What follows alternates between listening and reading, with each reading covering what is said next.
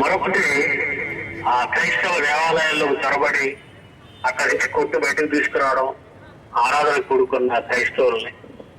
ఇక మరొకటి ఆలోచిస్తే యేసుక్రీస్తు మీద నమ్మకం కలిగినటువంటి ప్రపంచ క్రైస్తవ్యాన్ని అవమానపరిచే మరి ఎన్నో కార్యక్రమాలు మీడియా వాళ్ళు, పత్రికల వాళ్ళు ప్రకటించడం విచారకరం.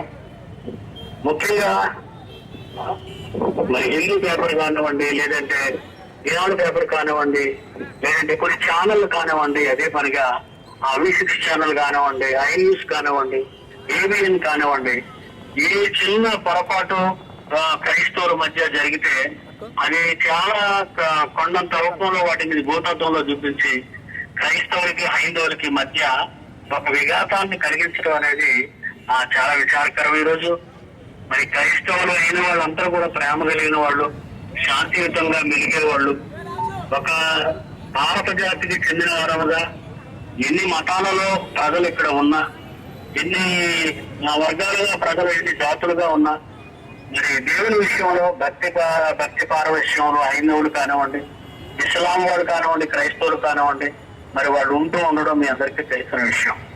అలాంటి మరి ఈ పరిస్థితుల్లో ఆ లౌకిక రాజ్యం చెప్పుకుంటున్న ఈ దేశంలో క్రీస్తుని ఒక వ్యభిచరించిన వారిగా, లేదంటే ఒక రొంకు వారిగా, ఒక మద్దలేనటువంటి ఆమెను చేసుకున్నాడని, ఇద్దరు బిడ్డలు కన్నాడని డైరెక్ట్ గా మరి యేసుక్రీస్తు మీద ఇలాంటి అభాండాలు లండన్ లో ఉన్నవాడు ఎవరో మరి చెప్పాడు, లేకపోతే చెప్పింది అని మరి భారతదేశంలో మన ఆందోళన మధ్య కూడా మరి ఇది అవకాశం దొరికింది కదా అని పత్రిక వాడు కానివ్వండి, మీడియా వాడు కానివ్వండి, వాళ్ళు ఇష్టం వచ్చినట్టుగా రాతలు రాయడం ఎంతవరకు సమంజసం మీరు చెప్పండి. కర్నూలులో ఇస్లాం సోదరులు అధికంగా ఉన్నారు, హైందవ సోదరులు అధికంగా ఉన్నారు.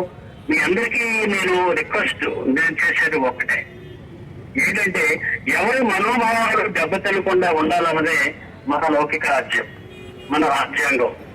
కనుక దయచేసి ఈ పరిస్థితులు ఇలాంటి సున్నితమైనటువంటి ఇష్యూస్